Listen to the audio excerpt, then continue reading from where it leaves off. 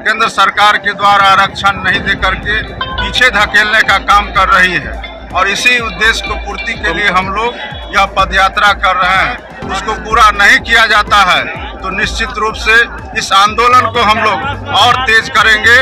और आगामी जो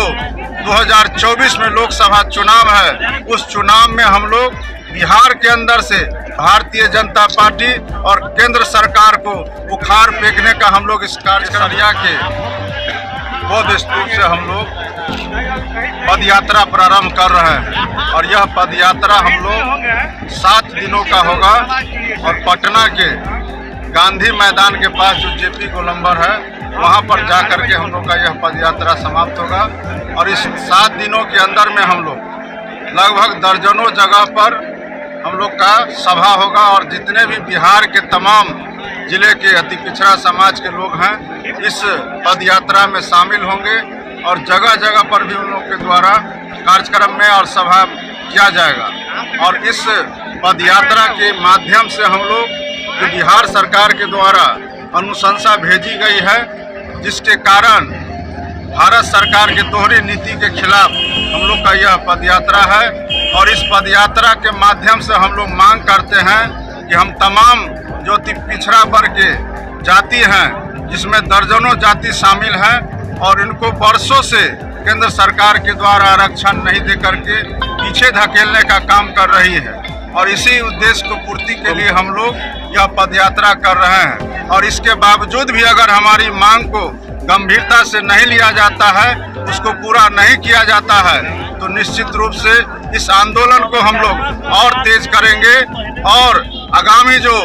2024 में लोकसभा चुनाव है उस चुनाव में हम लोग बिहार के अंदर से भारतीय जनता पार्टी और केंद्र सरकार को उखाड़ फेंकने का हम लोग इस कार्यक्रम के माध्यम से संकल्प लेते हैं। और अगर हम लोग का यह मांग को जो भी सरकार चाहे वह केंद्र सरकार में बैठे हुए सत्ता पक्ष के लोग हो या विपक्ष के लोग हो हम इस कार्यक्रम के माध्यम से यह भी जानना चाहते हैं कि आखिर अति पिछड़ा का क्या दोष है जिसके कारण इनको आगे नहीं बढ़ने दिया जा रहा है। तमाम अति पिछड़ा जो राजनीतिक रूप से शैक्षणिक रूप से आर्थिक रूप से और सामाजिक रूप से सबसे ज्यादा पीछे है जिसको आगे लाने की आवश्यकता है और बिहार सरकार ने इनको आगे लाने के लिए पंचायत में तो आरक्षण देने का काम किया है और आगे इनको सरकारी नौकरी में अन्य सुविधाएं मिले इसके लिए उन्होंने अनुशंसा किया है। लेकिन केंद्र सरकार हम लोग बार बार केंद्र सरकार के मंत्री से भी हम लोगों ने संपर्क किया है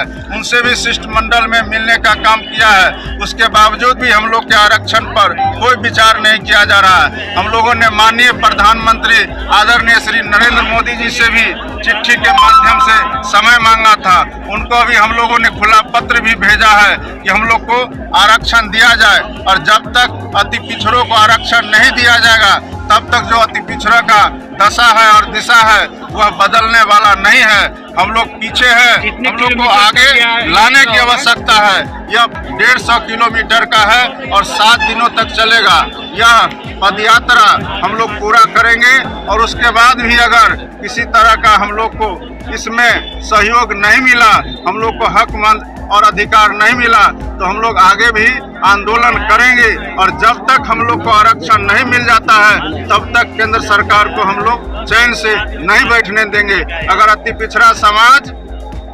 केंद्र में सरकार बना सकती है तो केंद्र में सरकार मिटा भी सकती है। यही संकल्प इस